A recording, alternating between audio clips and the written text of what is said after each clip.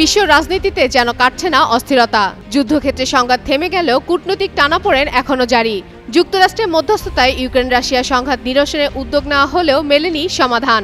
এমনকি ব্যর্থতার পর ইউক্রেনকে অত্যাধুনিক ক্ষেপণাস্ত্র দেওয়ার কথা জানান মার্কিন প্রেসিডেন্ট ডোনাল্ড ট্রাম্প। এমন অবস্থায় ইরানের সাথে সব ক্ষেত্রে সহযোগিতা বাড়ানোর ঘোষণা দিয়েছে রাশিয়া। সোমবার ক্রেমলিনের পক্ষ থেকে জানানো হয়, মস্কো ও তেহরানের সম্পর্ক খুব দ্রুত ও ইতিবাচক এগোচ্ছে। রুশ প্রেসিডেন্ট ভ্লাদিমির পুতিনের মুখপাত্র দিমিত্রি পেসকভ বলেন, রাশিয়া অবশ্যই ইরানের সঙ্গে সহযোগিতা বিস্তারে প্রস্তুত। ইরান হচ্ছে ঘনিষ্ঠ অংশীদার। পাশাপাশি তিনি অভিযোগ করেন যে ইউরোপীয় দেশগুলো ইরানের উপর তার পরমাণু কর্মসূচি নিয়ে অতিরিক্ত চাপ সৃষ্টি করছে, যার ফলে পরিস্থিতি আরও জটিল হয়ে উঠেছে।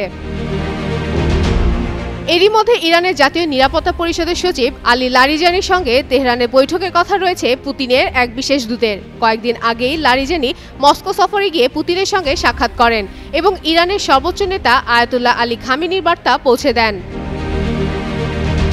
চলতি বছরের জানুয়ারিতে রুশ প্রেসিডেন্ট পুতিন ও ইরানের প্রেসিডেন্ট মাসউদ পেজেশকিয়ান একটি কৌশলগত অংশীদারিত্ব চুক্তিতে সই করেন। যদিও এতে কোনো প্রতিরক্ষা জোটের ধারা নেই, তবুও দুই দেশের সামরিক সহযোগিতা ক্রমেই বাড়ছে। মস্কো জানিয়েছে তারা আন্তর্জাতিক আইন মেনে তেহরানকে সামরিক সরঞ্জাম সরবরাহ করছে।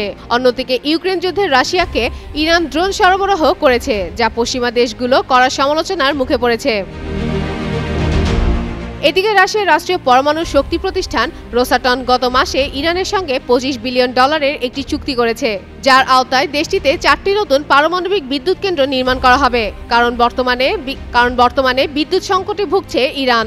দেশটিতে রাশিয়ার সহায়তায় নির্মিত মাত্র একটি পারমাণবিক কেন্দ্র চালু আছে, যা দক্ষিণাঞ্চলীয় বুশেহর শহরে।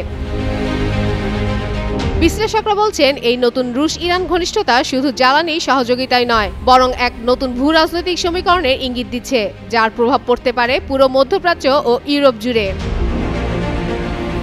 ফাতেমা ফাতেহ জান, যুগান্তর নিউজ।